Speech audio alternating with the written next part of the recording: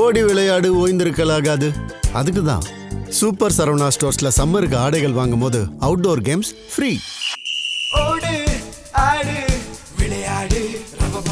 Super Saravana stores summer கோடையை கொண்டாடலாம். விஜய் சங்கீதா விவகாரத்து வழக்கு திரையுலகத்தையும் அரசியலையும் அதிர வைத்துள்ள புதிய திருப்பத்தை எட்டியிருக்கு. நீதிபதி மாற்றம் மற்றும் தொடரும் விசாரணைகள் இந்த வழக்கை மேலும் பரபரப்பாக்கியிருக்கு. ஜூன் 15 விசாரணை இந்த வழக்கின் திசையை மாற்றுமா அப்படிங்கிற எதிர்பார்ப்பு அதிகரிச்சிருக்கு.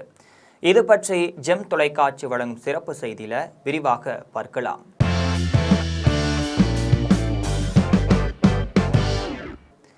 திரையுலகையும் தமிழக அரசியலையும் ஒரு சேர உலுக்கி உள்ள செய்தி தமிழக வெற்றி கழக தலைவர் விஜய் மட்டும் இல்லாம அவரது மனைவி சங்கீதா இடையேயான விவகாரத்து வழக்கு தான்.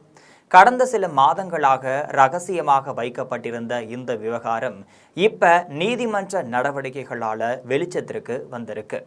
27 ஆண்டுகளாக திருமண வாழ்க்கைக்கு அப்புறமா கடந்த பிப்ரவரி மாதம் சங்கீதா சொர்ணலிங்கம் செங்கல்பட்டு குடும்ப நல நீதிமன்றத்தில் விவகாரத்து கோரி மனு தாக்கலும் செஞ்சிருந்தாங்க. தனது மனுவில் விஜய் தன்னிடம் இருந்து உணர்வு பூர்வமாக விலகி இருப்பதாகவும் குடும்ப வாழ்க்கையில் தன்னை தனிமைப்படுத்தி வைத்திருப்பதாகவும் குற்றம் சாட்டியிருக்காங்க. மேலும் விவகாரத்து முடியும் வரை தனது ஈசிஆர் இல்லத்திலேயே தங்குவதற்கு உரிமை கோரி இடைக்கால மனுவையும் தாக்கல் செஞ்சிருக்காங்க. பிப்ரவரி முதல் ஏப்ரல் வரை நடந்த விசாரணைகளில் விஜய் இல்லைன்னா சங்கீதா இவங்க 2 பேரும் நேரில் ஆஜராகாம இருந்தாங்க. இருவரும் தங்கள் வழக்கறிஞர்கள் மூலமாகவே வாதங்களை முன் வச்சு வந்தாங்க. கடந்த ஏப்ரல் 20ஆம் தேதி நடந்த விசாரணையின் போதுதான் இருவரும் நேரில் வராததால நீதிமன்றம் அதிருப்தியும் அடைஞ்சிருந்துச்சு. இந்த வழக்கை தொடக்க முதலே விசாரித்து வந்த நீதிபதி சசிகலா இப்ப பணியிடை மாற்றம் செய்யப்பட்டிருக்காங்க.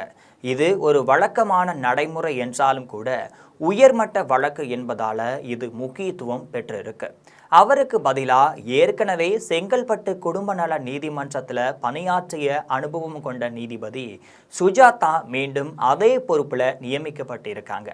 இனி வரும் விசாரணைகளை இவங்களை பார்த்துக்குவாங்க அப்படின்னு சொல்லப்படுது. நீதிமன்றம் இந்த வழக்கை வரும் ஜூன் 15, 2026க்கு ஒத்திவைத்து உத்தரவிட்டிருக்கு.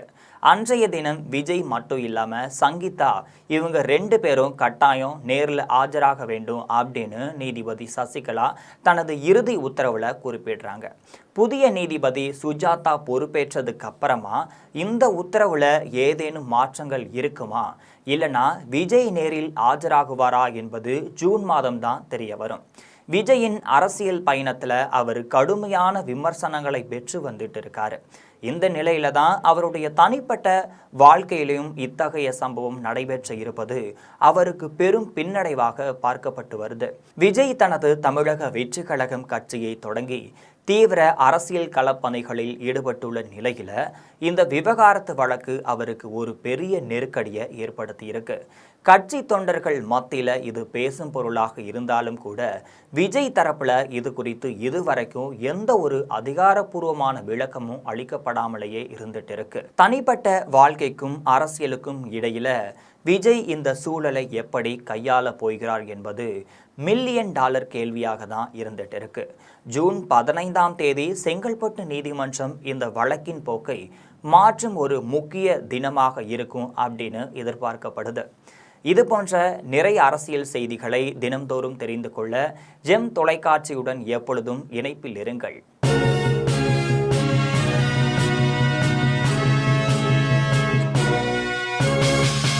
ஓடி விளையாடு ஓய்ந்திருக்கலாகாது. அதுக்கு தான் சூப்பர் சரவணா ஸ்டோர்ஸ்ல சம்மருக்கு ஆடைகள் வாங்கும் போது outdoor games free. Super Saravana stores summer கோடையை கொண்டாடலாம்.